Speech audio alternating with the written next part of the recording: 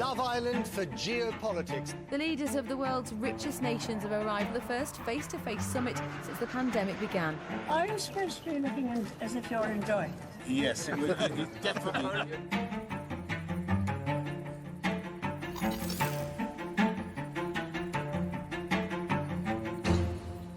It is vital that we don't repeat the mistake of the last great crisis, last great economic recession in 2008. We don't repeat the mistake of 2008.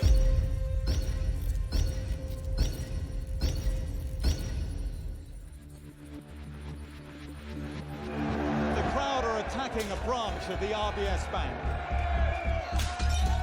Our society is still scarred by too much unfairness and inequality. The fat cats, they rob all money. What do we want? What do we want now?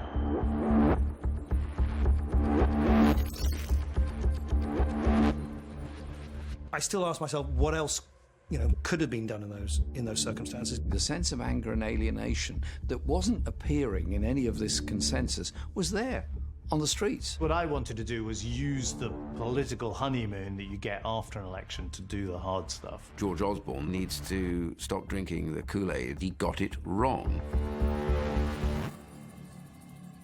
The government just poured enormous quantities of money into the system. Those of us in private equity got incredibly wealthy. In one day, basically, I've made as much money as my dad made in his whole career, and it just was... Owners of assets have all made out like bandits.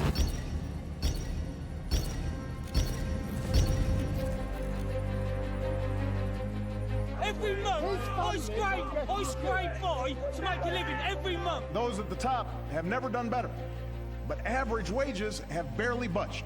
This was us saying, actually, you didn't look after us, you neglected us, you treated us badly, and here we are. The big winners of the last 10 to 12 years have been those at the top. It's a very simple story. The fact that we've got nurses going to food banks. We have fought against the multinationals. We fought against big politics. People felt, we'd been told that we should accept the discipline of a market economy, and it wasn't being applied to the elite. There's one rule for the rest of us, but a different rule for the elite.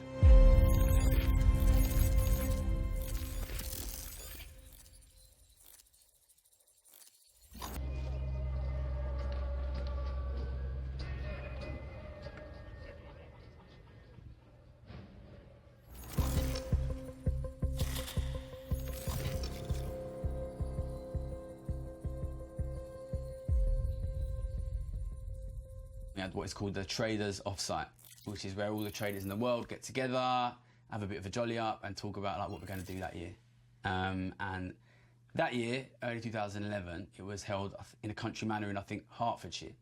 When we went in, I couldn't believe it. They gave us these hats here, saying on the front, go big or go home. And the idea behind this is, if you're willing to take a bet in $1 million, take it in $10 million. If you back yourself for $1 million, do it in 10. Telling us all, take way more risk. And I couldn't believe it, right? Because this is only 2 years after the bank basically brought the world economy to its knees by taking too much risk.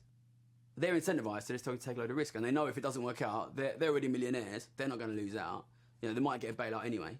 So they just want us to all take a ton of risk. And, I've never claimed to be a great sort of moral philosopher, but this is taking the piss, to be honest, isn't it? Really. I mean, I took massive amounts of risk as a very young trader, and because I was making money, nobody really questioned it. Risk management got a little bit tighter as I got a bit older. So the incentivization on traders is not to take massive bets and win. Traders now have massive salaries and not big bonuses.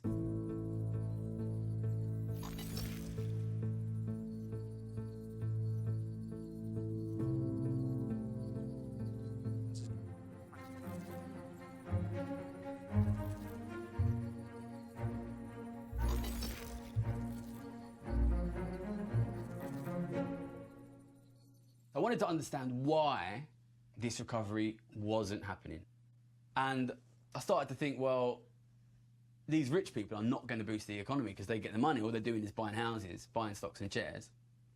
So what's probably going to happen is house price is going to go up, stock price is going to go up, the economy's not going to recover. And I started to bet very heavily that actually there will never be a recovery. On the back of this bet that there will never be an economic recovery, I became Citibank's globally most profitable trader in foreign exchange and short-term interest rates.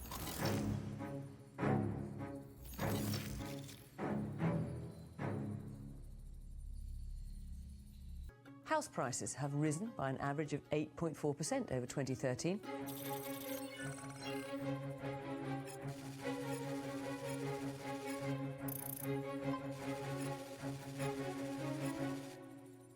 The rich are obviously winning, poor people are obviously losing.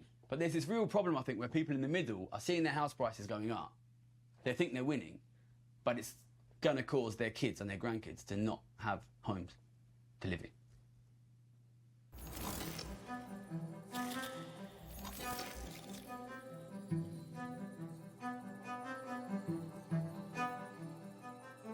My job was to look at the economy and take the temperature. Is it good, is it bad? You know, I come from a poor background. My friends come from poor backgrounds. My family comes from a poor background. I can see how ordinary people are being affected.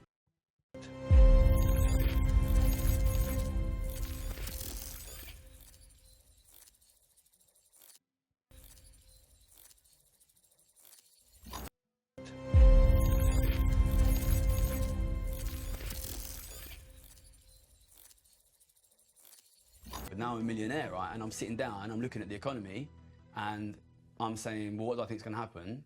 I think it's going to be a disaster. I think it's going to be rubbish for years, for decades. And I could bet on that again and I could make another £1 million again. But then after the money hit the bank, it just didn't feel right, basically, anymore. I know it has been hard for families since the crash. It's not a case of not understanding these difficulties. It's a case of being honest about why things are difficult. So here's another hard truth.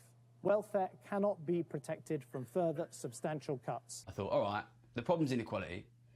We're not going to fix it. I started to feel like I need to tell someone. Like, if you know a disaster's going to happen, you need to say something, right? You know what I mean? Like, if you know your neighbour's house is going to burn down, you don't bet on it, you tell them, right? And then my boss called me in for like half-yearly meeting.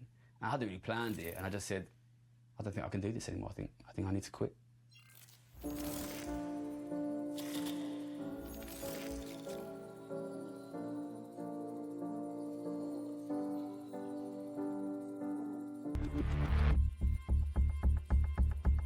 COVID, worst economic crisis since the Great Depression, basically.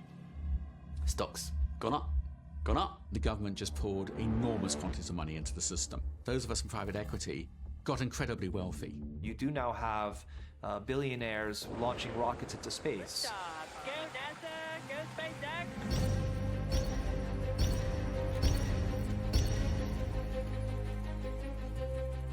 Every month, I scrape by to make a living every month. When you're working 70 hours, 80 hours, even 90 hours a week, just to make nothing, that can't be right.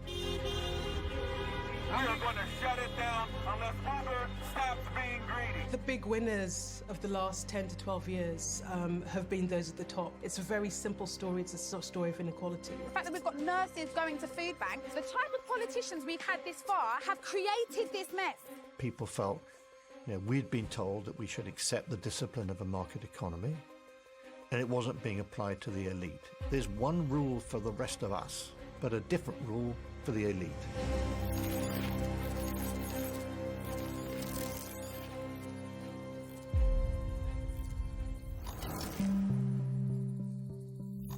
The massive thing we understand is that simply printing money is not anywhere close to as effective as economists thought it was going to be. It's a very, very weak tool.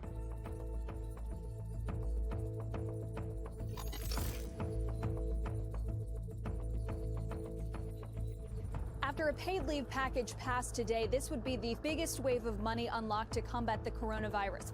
The size and the urgency of this is evocative of the bank rescue package from the financial crisis.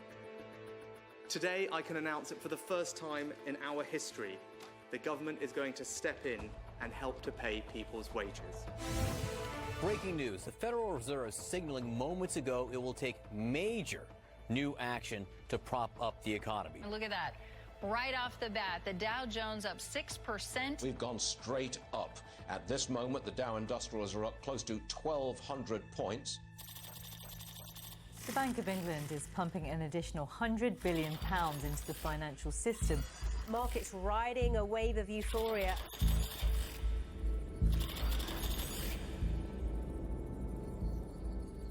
We have used economic policy very actively and very substantially, and that's, that has to be the right thing to do in the current circumstances. It keeps liquidity in the economy available for other uses because it supports businesses and it supports households. COVID, worst economic crisis since the Great Depression, basically. Stocks gone up, gone up. What it has created is this bizarre situation where the consequence of economic collapse and the consequence of economic crisis is repeatedly a massive increase in stock and asset prices. And who owns stocks and who owns assets? Well, mainly it's wealthy people.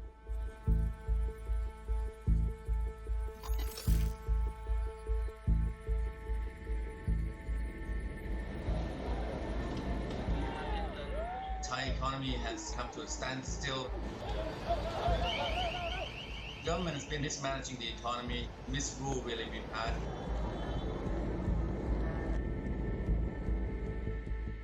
A realidade do Brasil é que o Brasil tem fome, o Brasil está desempregado e o Brasil precisa de outra política. Calculations by Oxfam suggest the combined wealth of 10 of the world's richest men has increased during the coronavirus pandemic by £400 billion.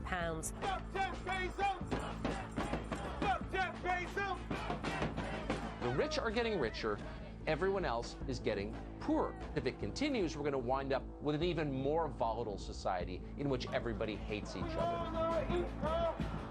They're taxing me on unemployment. They're taxing me at every corner I get, but you have a man that's a billionaire, and all of them are billionaires, and they're not being taxed. Tell me, where the right and wrong is in that? Those in poverty were nearly 4 times more likely to die from COVID than more affluent groups. Says the pandemic has widened the gap between rich and poor in the UK. For an illustrated look into the wealth gap and how it affects us all, head over to bbc.co.uk/Decade the Rich One and follow the links to the Open University.